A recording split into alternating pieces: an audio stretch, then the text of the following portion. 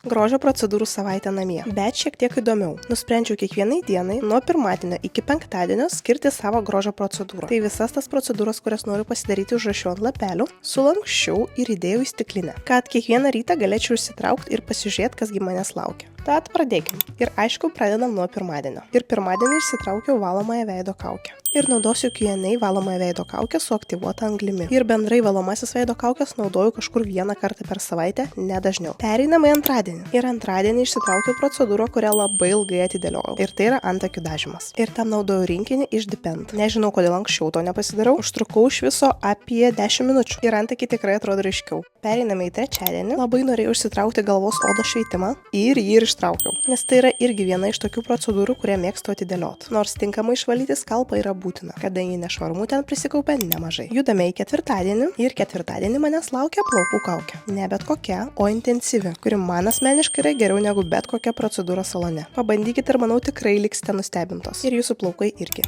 Na ir štai sulaukėme penktadienio ir liko pati paskutinė procedūra. Ir tai yra pėdų kaukė. Pats geriausias sprendimas, kai neturite arba laiko, arba noro keliauti į pedikiūrą. Tai tokia buvo grožio savaitė.